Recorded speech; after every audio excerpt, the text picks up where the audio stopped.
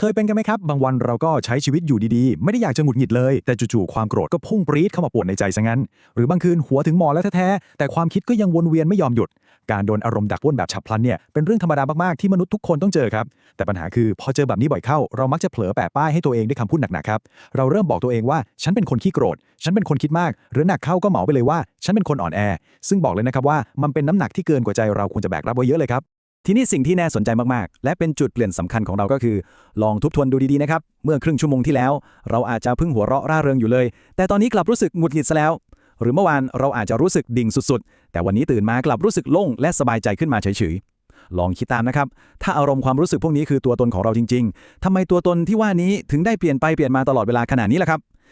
หรือว่าจริงๆแล้วมันไม่ใช่ตัวเรากันแน่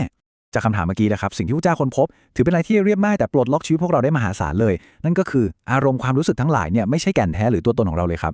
ความจริงก็คืออารมณ์เป็นแค่สิ่งที่เกิดขึ้นเป็นแค่สภาวะชั่วคราวที่แวะเวียนมาทักทายแล้วเราก็ไม่ใช่เจ้าของมันด้วยนะครับความโกรธเดินทางมาแล้วเดี๋ยวมันก็ไปความสุขแวะมาหาแล้วมันก็จากไปความทุกข์เองก็เหมือนกันครับมันเกิดขึ้นตั้งอยู่แล้วในที่สุดมันก็ดับไปเป็นแบบนี้เสมอเลยครับภาพนี้อธิบายเรื่องเมื่อกี้ได้เห็นภาพชัดเจนมากๆเลยครับลองจินตนาการตามช้าๆนะครับความเหนื่อยล้าในใจเราเนี่ยมักจะเริ่มตอนที่เราเผลอเข้าใจผิดไปยึดติดว่าตัวเราเนี่ยคือก้อนเมฆที่ลอยผ่านไปมาแทนที่จะตระหนักว่าความจริงแล้วเราคือท้องฟ้าที่กว้างใหญ่ต่างหากครับเมฆมีทั้งสีขาวนุ่มฟูฟ่องแล้วก็มีทั้งเมฆพายุทะมึนน่ากลัวมันก่อตัวขึ้นลอยเข้ามาแล้วก็ถูกลมพัดผ่านไปแต่ท้องฟ้าไม่เคยหายไปไหนท้องฟ้ายังคงกว้างใหญ่และสงบอยู่เสมอครับการที่เราเผลอเอาตัวเองไปผูกติดกับก้อนเมฆชั่วคราวเหล่านั้นแหละครับคือจุดเริ่มต้นของความทุกข์ใจทั้งหมดเลยจากความเข้าใจผิดเล็กๆเรื่องก้อนเมฆเนี่ยมันสร้างความปั่นป่วนให้เราได้มหาศาลเลยนะครับเพราะพอเราเทใจหลอมรวมตัวเองเข้ากับความรู้สึกแบบ100%ปุ๊บเวลาความโกรธเกิดขึ้นเราไม่ได้แค่มองเห็นว่าอ๋อมีความโกรธอยู่ตรงนั้นนะแต่เรากลับกลายร่างเป็นคนโกรธไปเลยทันทีครับเราเอาความรู้สึกแค่ชั่ววูบเดียว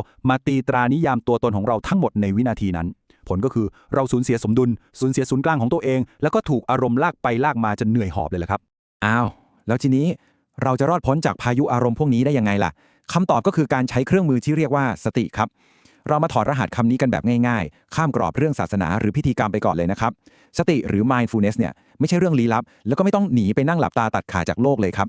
แต่มันคือการกระทำที่เรียบง่ายที่สุดมันคือเสี้ยววินาทีที่เราตื่นรู้แล้วสะกิดบอกตัวเองเบาๆในใจว่าอ่ะตอนนี้ความโกรธกำลังเกิดขึ้นแล้วนะแค่นี้เลยครับแค่นี้จริงๆนี่แหละคือช่วงเวลาที่ทรงพลังที่สุดที่เราได้ดึงพวงมาลัยชีวิตกลับมาไว้ในมือตัวเองครับประเด็นสำคัญที่พลาดไม่ได้เลยก็คือทันทีที่เราแค่รู้ทันอารมณ์สถานะของเราจะเปลี่ยนพลิกฝ่ามือเลยครับเราจะหลุดจากการเป็นก้อนความโกรธแล้วถอยหลังออกมา1 ก้าวกลายร่างมาเป็นผู้สังเกตการณ์หรือคนดูที่กำลังเฝ้ามองความโกรธก้อนนั้นแทนนี่คือก้าวแรกและก้าวที่ยิ่งใหญ่มากๆของอิสรภาพทางใจเลยนะครับ